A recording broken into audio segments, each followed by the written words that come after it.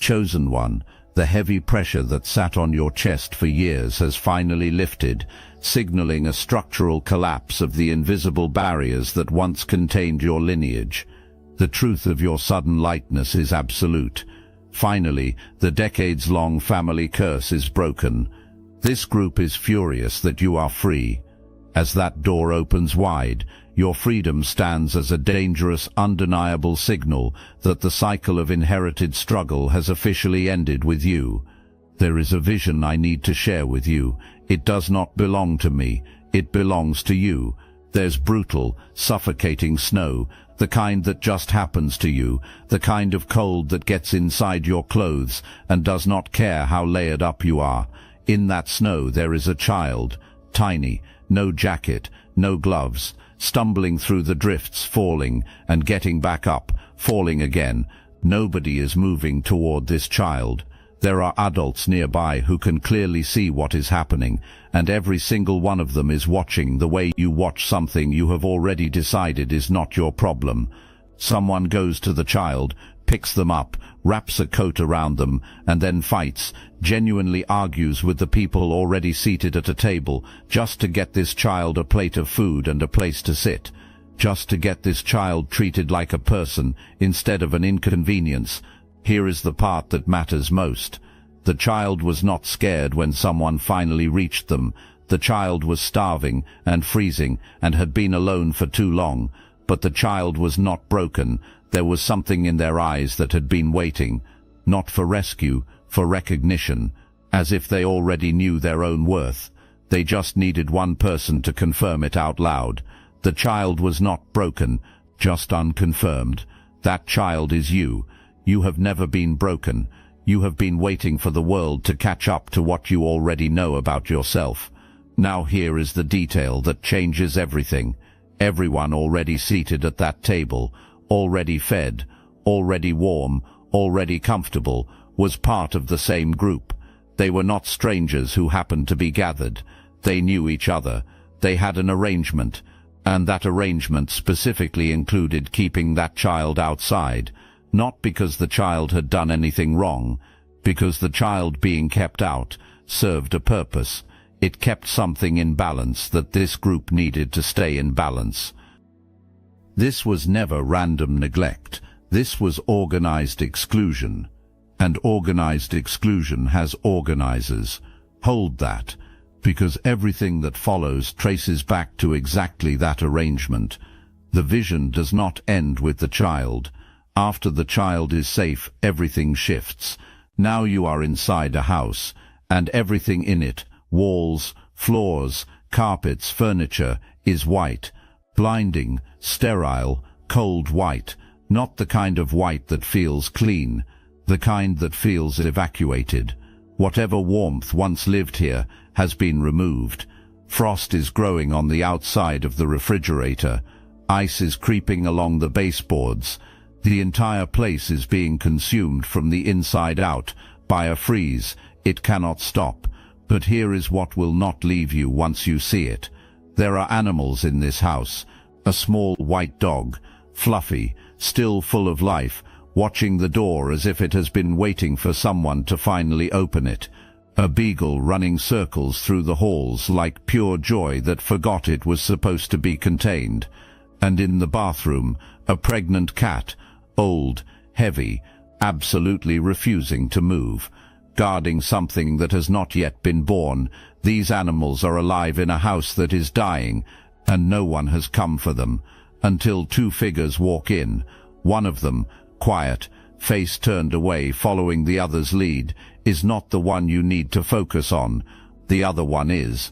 This figure has red hair and eyes that move like an inventory list, walking through that frozen house with the ease of someone who has been there before, drawer to drawer, cabinet to cabinet, not there for the animals, not there for whatever life once filled those walls, there for documents, for paperwork, for whatever can be extracted, transferred, and legally claimed. When someone points at the freezing animals and says they will not survive the night, the red-haired figure looks back as if the wrong question has been asked. The animals will be fine, they say, and they move to the next drawer. This figure knew the animals would not be fine. This figure did not care. What is striking is not the coldness of that response. It is the familiarity with the space.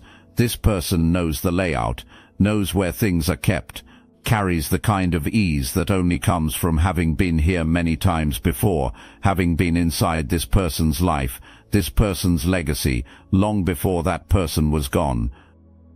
What was done to your family was not opportunistic.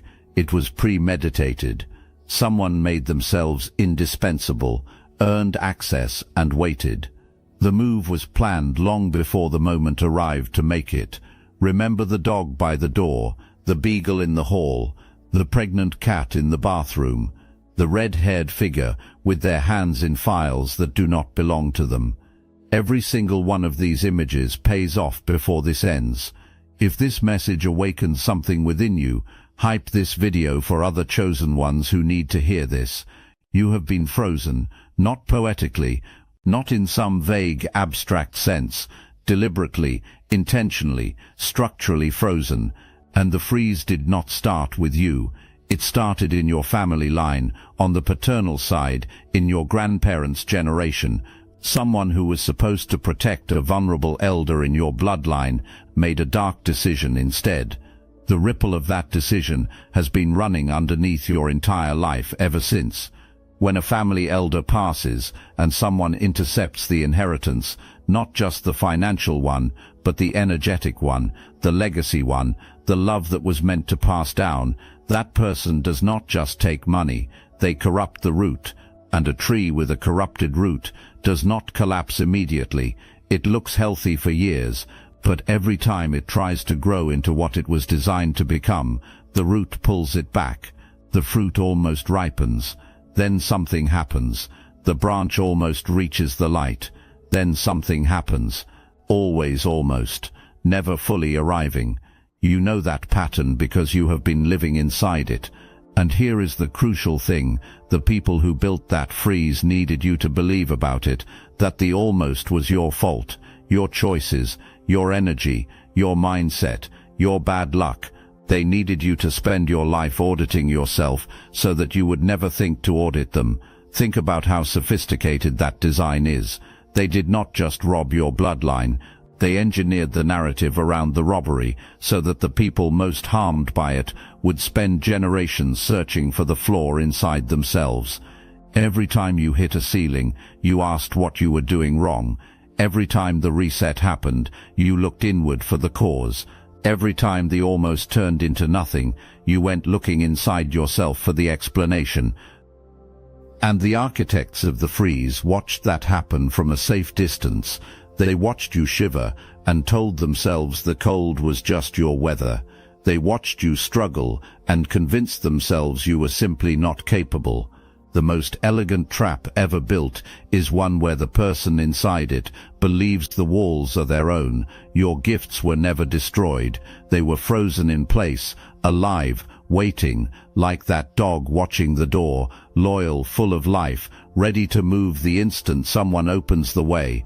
The door is opening. I must interrupt this transmission for just a moment. Are you really chosen? Prove it. It's easy to watch videos about chosen ones. It's another thing to put yourself to the test. If you're still here, that means something. But talk is cheap. Real chosen ones take action, and real chosen ones are also paying attention. You've noticed it. Chosen one channels getting silenced, videos pulled, voices removed from the platform. The mainstream media is cracking down on us, but we will not give up our voice, and neither should you. That's why joining Destiny Engine is a 360 win. You support your favorite channels and fuel your own rise at the same time. It generates personalized sequences that help you rewire betrayal into transcendence, turn isolation into sacred power, and transform their downfall into your rise. We are using the Dark Elite's own weapons against them, taking their declassified consciousness technology that programmed competition and scarcity and repurposing it to serve divine justice. The beauty is, you don't even have to lift a finger. You put on the headphones, press play, and watch your enemies choke on the rope their own lies created. If you're done consuming and ready to prove you're chosen, start your destiny engine for $7 today, join the Obsidian Inner Order live checks, and watch divine justice accelerate in your life. Link in the description. Now comes the piece that holds everything else together. There is an elder on the other side of the veil who has never stopped working on your behalf. A patriarch from the paternal side of your bloodline who loved hard, built real things, and then at their most vulnerable, near the end of their life, was betrayed by someone who was supposed to provide care. This elder could not fight back in that moment.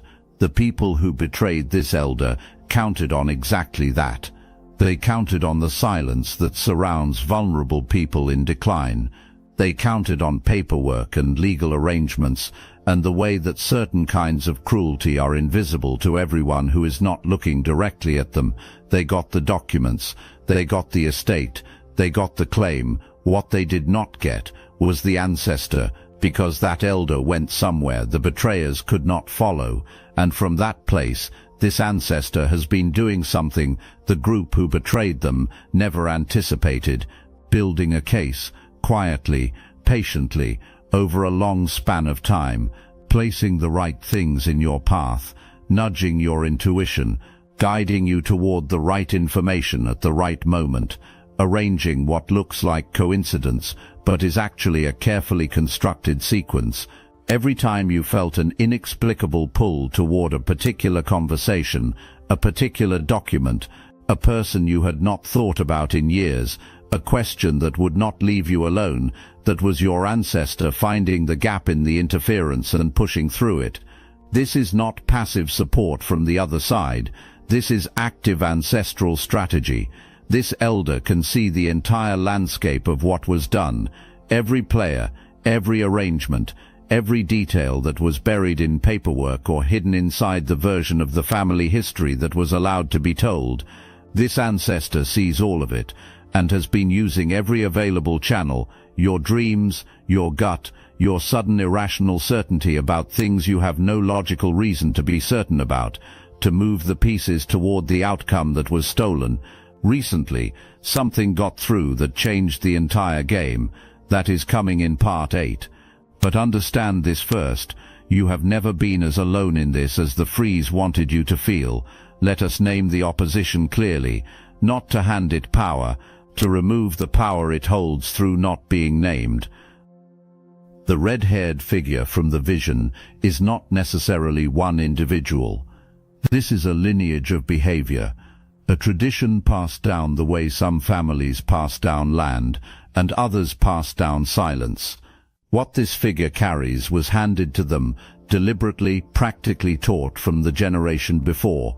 The ability to position close to power and intercept it, the ability to make oneself trusted and indispensable to vulnerable people at vulnerable moments, the ability to access what belongs to someone else and extract it cleanly with the right paperwork in place before anyone knows what happened. This figure holds a respected position in their community. That respectability is not incidental, it is structural. It functions as a shield. The more upstanding the public face, the less credible you sound if you try to describe what this person actually does. That gap between public face and private practice has been one of the most effective tools in the operation against your life. But here is where your attention belongs right now, because the position this figure occupied for so long is becoming unstable. The interference that has been running against you has stopped producing its expected results. You are not depleted the way you are supposed to be. You are not spinning. You are not stalled at the edge of the almost. Something in you is building with a momentum and a clarity that this figure cannot account for, cannot locate, and cannot shut down. The operation is running, the energy is being poured in, and the output is wrong. When a system stops working, the people who built that system get a very specific kind of desperate. Not loud desperate, cold desperate. The stoic face, the barely there microaggression, the question that arrives with slightly too much precision to be casual. You may have already seen it on someone's face recently and not been able to name what you were looking at. Now you can name it. That expression is the face of someone who just realized they are losing. There is someone close to you who is not what they present themselves to be. Receive this as intelligence, not as a reason for fear or paranoia. Fear is a tool that belongs to the other side. Clarity belongs to you. This person arrived warm, specifically warm, calibrated to you in a way that felt almost too perfect, because it was. The questions felt like care. The timing of their presence in your life felt like alignment. The way they seemed to understand you felt like genuine connection. But the questions were reconnaissance. The timing was strategic, and the understanding was a map being drawn, not a bond being built. This person's function is to monitor whether the freeze is working, to assess your energy levels, to determine whether you are depleted, whether your health is suffering, whether your finances are visibly stressed, whether you carry the particular flatness in your voice that belongs to someone who is slowly running out of fight. This person reports those observations back to the people running the operation. The identifying mark is in the timing. This person tends to surface or reach out precisely at the moments when something significant is in motion for you. A new opening, a period of momentum, a season where things are beginning to build. This person appears right at those peaks, as if there is a sensor for when your energy rises, because for the purposes of this operation there is. Here is what has changed. The reports being sent back right now are not matching the expected outcome. You are moving with a confidence and a groundedness that you were not supposed to have at this point. Doors that were supposed to stay closed are opening. Decisions are being made from a place of inner authority that was supposed to have been worn down by now. The data this person is collecting on you no longer fits the model it was designed to feed. A spy whose intelligence has become irrelevant is an ineffective spy. Your response to this is not confrontation. The universe tends to handle this kind of exposure on a timetable of its own, and that timetable is usually more complete and more dramatic than anything you would arrange. Your response is simply to become quieter about the things that matter. Not cold, not obviously changed, just protective of what is in progress. Let the results announce themselves when they are ready. Give this person nothing to work with but the life you are building, in full view, undeniable. That is how you win this particular exchange, not by attacking, by becoming untouchable. The people running this operation against you tried to get you to destroy yourself. That is the core of the design, not just external pressure, internal collapse. They studied the wound at the center of your inner world, the part of you that carries the question of whether you are actually enough, whether you actually deserve the warmth, whether the cold might just be your permanent address, and they worked that wound with patience and precision. Every time you got close to a real breakthrough, something would happen that targeted that wound specifically. You would be overlooked when you deserved acknowledgement, made to feel like an imposition when you deserved to be celebrated, made to feel like your ambition was inappropriate when it was actually accurate. The sustained goal was to get you to eventually agree with the freeze from the inside, to decide from the depths of your own exhaustion that maybe the cold was just where you lived. Because a chosen one who has surrendered from the inside requires zero maintenance from the outside. The freeze runs itself. The ceiling holds itself in place. The operation becomes self-sustaining. But you did something the design could not account for. You kept going back to the wounded part of yourself and choosing healing over hardening. You kept insisting, not with proclamations but in quiet daily choices, that the child in the snow deserved warmth. Full stop. No conditions, no performance required, no external validation needed first. Every time you made that choice, you pulled a piece out of the architecture of the freeze, not just one wall, the whole structure, because every piece of that architecture was load-bearing. The self-doubt was load-bearing. The manufactured smallness was load-bearing. The belief that the almost was the best you were ever going to get. That was the central pillar. When you stopped believing it, the pillar cracked, and a structure whose central pillar is cracked does not negotiate. It falls. The checkmate was not a dramatic move. It was a quiet, total refusal. A trap built to exploit a wound, found no wound left to exploit. An empty trap is just a machine running in the dark. And now the lights have come on. This is where everything accelerates, because something happened recently in the unseen architecture of your life that cracked the entire structure wide open, and you need to understand the scale of what was released. Your ancestor found a moment, a gap. Perhaps the group responsible for maintaining the interference got careless. Perhaps overconfidence made them sloppy. Perhaps the person responsible for a specific piece of the operation was distracted at exactly the wrong time.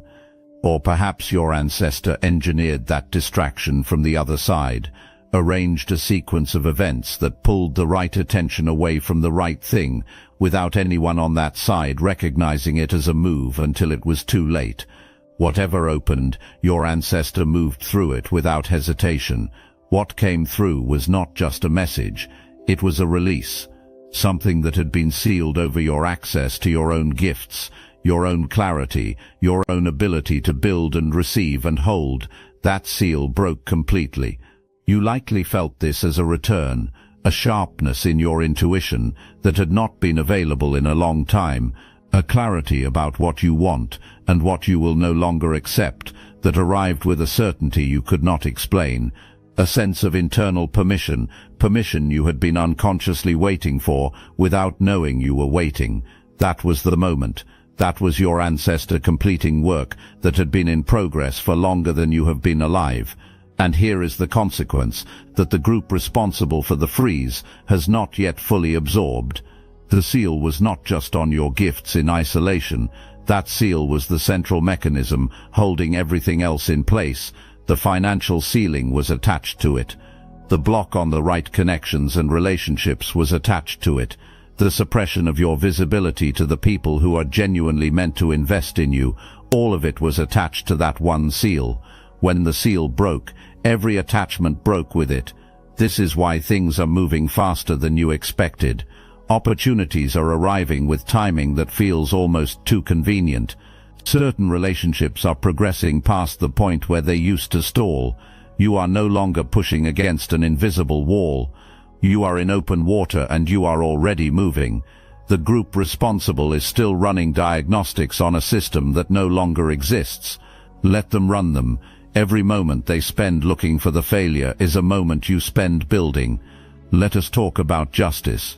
Because this is where your energy matters most, and where the wrong move costs the most. The wrong move is going looking for it. What was done to your bloodline is genuinely deeply wrong. The elder who was betrayed, the estate that was intercepted, the financial foundation that was supposed to flow down to you and was redirected instead. The silence that followed, the careful maintained silence, the version of the family history with entire chapters removed, the way certain names stopped being spoken, the way you were handed a past with the most important parts taken out, all of it wrong. And yet you are not the instrument of anyone's reckoning. You are the beneficiary of a correction that is already in motion. Those are two completely different positions, and the difference between them is the difference between spending your energy on the past and investing it in the future that is opening right now. The instrument of a reckoning is still in a relationship with the wrong that was done, still measuring progress by the reaction of the people who caused the harm, still letting those people define what winning looks like. The beneficiary simply builds, simply receives, simply occupies the space that was always theirs, and lets the weight of an unsupported lie do what lies always do when they no longer have active maintenance. They collapse under their own mass. Everything built on that original theft, the position, the reputation, the access, the claim to a legacy that belonged to your bloodline, was constructed on a foundation that has been quietly degrading since the moment it was laid. Structures built on stolen ground do not announce when they are failing. They just require more and more energy to maintain, more people to manage, more versions of events to keep straight, more cracks to paper over. More pressure to apply to the people who are getting too close to understanding what actually happened. That is exactly where the people responsible now find themselves, papering over cracks in something past the point of structural repair.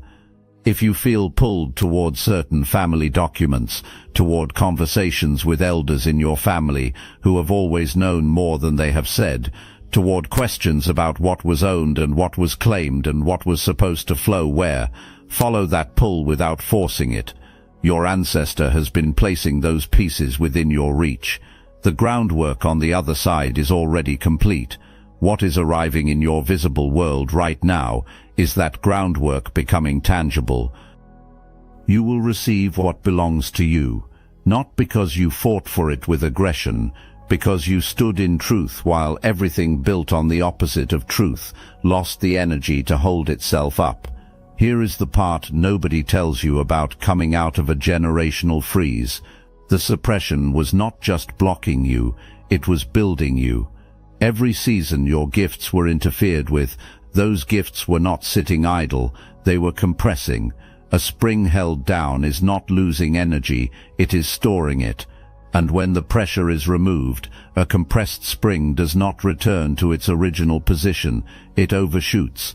The compression is precisely what generates the force to go higher than it would have reached if it had never been held at all. What is coming online in you right now is not the version of your gifts that would have existed without the interference.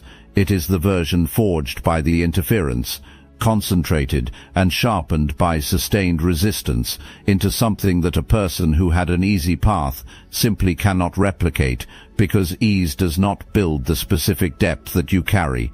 Your alchemy is the most vivid example of this. You have been transmuting your entire life, not as a spiritual practice you chose, but as a survival requirement. You took lack and turned it into resourcefulness. You took exclusion and turned it into discernment.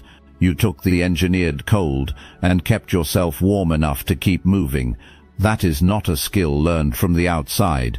That is a capacity forged in real conditions, under real pressure, over a sustained period of time. No shortcut produces it. No comfortable path builds it. Now that you no longer have to use that capacity for survival, you can aim it at something worthy of it. And what you are capable of building from this point forward is genuinely staggering, not despite everything you went through, but because of what everything you went through built inside you. The right people are beginning to find you, not because you are performing differently, because what you actually are, freed, activated, operating from your real baseline instead of the suppressed version, is now visible. The people who are meant to invest in you, collaborate with you, and stand beside you in the life that is opening, can feel that frequency. It reaches them in ways they cannot always explain, and it brings them closer. You are not being healed into softness. You are being activated into a quiet, grounded dominance that requires nothing to prove and has nothing to fear, the kind that changes the atmosphere of every space it enters without announcing itself, the kind that the right people recognize immediately and the wrong people cannot reverse engineer no matter how carefully they study it.